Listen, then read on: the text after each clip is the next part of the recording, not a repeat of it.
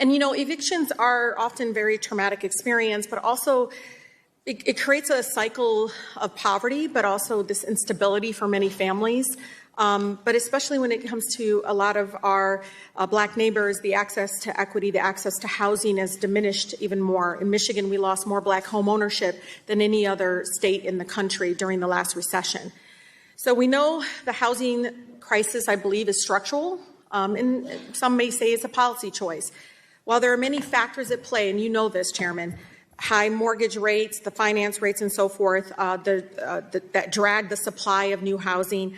But last month, new housing hit a 5-year low. Are you familiar with that? I'm not sure exactly what statistic you are referring to. Okay, I don't know. There was all this articles about the housing market and the impact of tariffs and so forth, and they said, again, it hit a 5-year low. And again, I'm getting this from a source. But this sets the market up for higher inflation and more burdensome housing costs to years to come. So, Chairman Powell, I'm looking at this monetary whatever policy framework that you guys have put together. Do you think that the way it's structured, and again, I'm trying to understand how you're looking at this in the housing crisis, do you believe it's eroding new rental supply under construction right now, leading to high inflation in future years? So I think there are two things going on quickly. One is just there's a longer run shortage of housing in the United States, which there's nothing that the Fed can do about.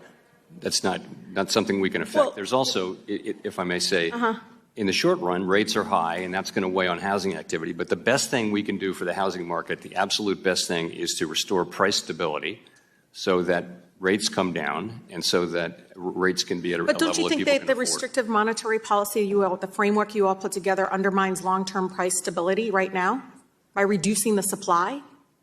No, I mean, I think it restores price stability. The point of higher raets is to— So you don't think the higher rates is impacting future supply of housing?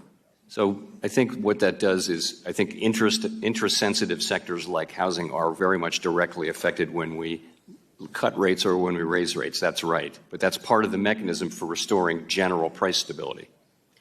So keeping the high interest rates does not impact future supply of housing? It does not. Over the long— I need to go back to talk to over the long women run, that the study Fed will not be, our policy will not be a driver of longer run housing supply in the United States. Okay, let me ask you, what is the difference? And I'm honestly confused. I want to learn here, and I'm sure people listening to this want to learn. What is the difference between demand-driven rent inflation and supply-driven rent inflation? Like, you guys use these terminology. What is that? How do I communicate that to the public? What is the difference between supply-driven versus demand-driven rent?